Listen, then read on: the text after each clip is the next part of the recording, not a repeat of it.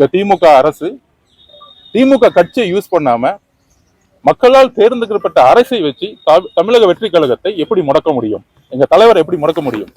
எங்களுடைய பிரச்சாரத்தை எப்படி முடக்க முடியும்?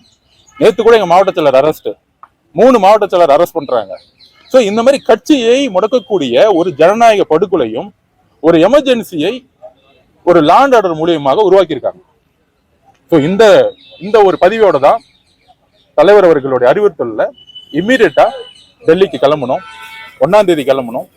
இங்க வந்து உச்ச நீதிமன்றத்தில் இருக்கக்கூடிய சீனியர் அட்வொகேட்ஸ் கோபால் சுப்ரமணியன் சாரா இருக்கட்டும், ஹரிமா சாரா இருக்கட்டும், எல்லாரும் அதுக்கு முன்னாடி இன்னொரு பதிவு பண்ணிடுறேன். எங்களுக்கு வந்து வழக்கறிஞர்கள் கிடைக்க கூடாதுன்னு ஒட்டுமொத்த ஒரு ஒரு ஒரு ஒரு செயலை வந்து செய்ய முற்பட்டாங்க.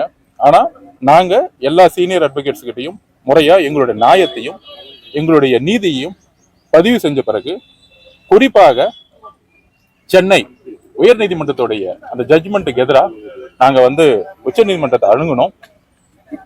அதுல காலையில கூட நிறைய ரூமர்ஸ், தமிழக வெற்றி கழகம் வந்து பெட்டிஷன்ஸ் வந்து தப்பா ஃபைல் பண்ணியிருக்காங்க, மனுதாரர் இல்லைன்னு.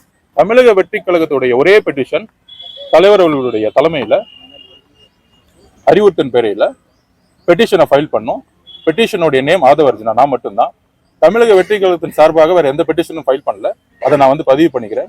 ஏன்னா வந்து நாங்க எங்களுடைய அமைதி இந்த தீர்ப்புக்கு அப்புறம் 41 எங்களுடைய குடும்ப உறவுகளுக்கு ஒரு நீதி கிடைக்கணும், ஒரு ஜஸ்டிஸ் வேணும்.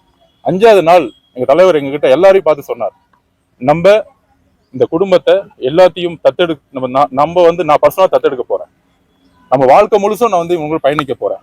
இந்த உறவுகள் வந்து ஏதோ வந்து நம்ம காசு கொடுத்தோங்கிறது இல்லாம அவங்களுடைய வாழ்க்கையோட தேவைக்கு எல்லாமே ஏதோ வந்து முத நாள் போயிட்டு மலர் வலை வச்சுட்டு போறது வந்து எங்க தலைமையோ தமிழக வெற்றி கழகமும் கிடையாது. வாழ்க்கை முழுவதும் அவருக்கு தேவையான ஒரு பயணத்தை நாங்க உருவாக்குறோம். அதோடு இந்த இறப்புக்கு ஒரு நியாயம் கிடைக்கணும். 100% இதுல ஒரு சதித்திட்டம் இருக்கு, இதை நாங்க நம்புறோம். ஆனா அதை குற்றச்சாட்டா சொல்லாம முறையா நீதித்துறையை நாங்க அணுகணும்னு நினைச்சோம். மீடியால பேசுறதோ, ஏன்னா ஒட்டுமொத்த காவல்துறையும் ஒட்டுமொத்த அரசும் எங்களுக்கு எதிராக இருக்கும் பொழுது நாங்க வந்து அந்த ஒரு வாரம் நீங்க பார்த்துருப்பீங்க, மீடியா ட்ரையலே பண்ணாங்க. நாங்க தான் குற்றவாளிங்கிறத மீடியா ட்ரையலே பண்ணாங்க. ஸோ அந்த அளவுக்கு நாங்க பொறுமையா சட்ட ரீதியாக இன்றைக்கு சென்னை உயர்நீதிமன்றத்துடைய ஜட்ஜ்மெண்ட் வந்து எந்த அளவுக்கு தவறுங்கிறது இன்னைக்கு உச்ச நீதிமன்றம் பதிவு பண்ணியிருக்கு. எக்ஸ்பார்ட்டி ஆர்டர் எங்ககிட்ட எந்த விதமான, அதாவது மீடியா கிட்டையும் பேச முடியல, காவல்துறையும் அணுக முடியல. அதே நேரத்துல அந்த ஒரு வாரம் வெக்கேஷன் போட்டனால உயர்நீதிமன்றம் அணுக முடியல. அப்ப உச்ச நீதிமன்றத்தை நாங்க அணுகும் பொழுது எந்த அளவிற்கு எக்ஸ்பார்ட்டி ஆர்டர் எங்களுக்கு எதிரான ஒரு ஜட்ஜ்மெண்ட்டை உருவாக்கி சட்ட ரீதியாகவும் சரி, காவல்துறை மூலியமாகவும் சரி, தமிழக அரசுடைய செய்தி நிறுவனம் மூலமாகவும் சரி, ஒரே ஒரு விஷயத்தை உருவாக்குறாங்க, தமிழக வெற்றி கழகத்திற்கு தான் இதுக்கு பொறுப்பு, முழு பொறுப்பு அப்படிங்கிற ஒரு மாயா தோற்றத்தை இந்த 10 நாள் உருவாக்குனாங்க. எங்களுடைய சமூக வலைத்தளத்தில் இருக்கக்கூடிய எங்களுடைய தம்பிகள் அரெஸ்ட் பண்ணாங்க.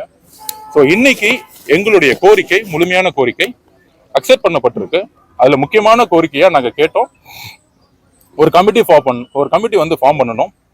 Supreme court 3 members committee form பண்ணணும்னு கேட்டோம். சுப்ரீம் கோர்ட் ஜட்ஜ் ரிட்டையர்ட் ஜட்ஜோடைய தலைமையில வந்து ஃபார்ம் பண்ணணும்னு சொன்னோம். அந்த 3 மெம்பர்ஸ் கமிட்டியை வந்து இன்னைக்கு வந்து அக்செப்ட் பண்ணியிருக்காங்க. 3 லேயரா வந்து இன்னைக்கு வந்து ஜட்மெண்ட் கொடுத்துருக்காங்க. நம்பர் 1, சுப்ரீம் கோர்ட்டே இந்த என்கொயரியை வந்து மானிட்டரிங் பண்ணணும்னு சொல்லியிருக்காங்க. நம்பர் 2 3 மெம்பர்ஸ் கமிட்டியை வந்து ஃபார்ம் பண்ணியிருக்கிறாங்க. ஸோ அதுக்கு அடுத்தது வந்து சிபிஐ என்கொயரின்னு சொல்லியிருக்கிறாங்க. ஸோ எங்களுடைய கோரிக்கை, எங்களோட மனுவில் இருக்கக்கூடிய தீர்ப்பு தெளிவாக நாங்கள் சொல்றோம். சுப்ரீம் கோர்ட் ரிட்டையர்ட் ஜட்ஜ் கொண்ட தலைவர் ஜஸ்டிஸ் அஜய் ரஸ்தோகி தலைமையில 3 மெம்பர்ஸ் கமிட்டியை வந்து உருவாக்கி இருக்கிறாங்க. சுப்ரீம் கோர்ட் இது வந்து மானிட்டரிங் பண்ணிட்டு இருக்கு. ஸோ ஸ்டேட் கவர்மெண்ட்ல இந்த என்கொயரி தொடர்ந்தால் தமிழக வெற்றி கழகம் மட்டும்தான் அந்த தவறு செய்த ஒரு அரசியலை திமுக உருவாக்கும். ஏன்னால் எங்களுடைய வளர்ச்சி கிட்டத்தட்ட இன்னைக்கு 27% மேல சர்வே எடுக்கும் போது தெரியும், ஒரு மிகப்பெரிய ஆதரவோட இந்த கட்சி இருந்துட்டு இருக்கு. அதை எந்த அளவுக்கு முடக்க முடியுங்கிறத யோசிச்சாங்க. நாங்க எங்களுடைய கட்சி தோழர்கள் சொல்லிக்கிறோம், எங்களுடைய மக்கள், எங்களுடைய ஒரு 41 குடும்பத்துக்கு சொல்லியிருக்கிறோம், நாம வலுவா இருக்கிறோம். தமிழக தலைவருடைய ஒரே செய்தி, 41 குடும்பத்தோடு நாங்கள் எங்களுடைய பயணத்தை மிகப்பெரிய தொடருவோம். உண்மையை வந்து மிகப்பெரிய கொண்டு வருவோம்.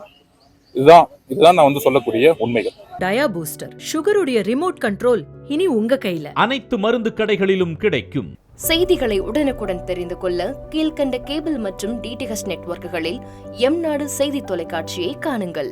பாதகம் செய்பவரை கண்டால் நாம் பயம் கொள்ளலாகாது பாப்பா. மோதி மிதித்து விடு பாப்பா, அவர் முகத்தில் உமிழ்ந்து விடு பாப்பா. அண்மை செய்திகளை உடனுக்குடன் தெரிந்து கொள்ள இணைந்திருங்கள் எம்நாடு தொலைக்காட்சியுடன்.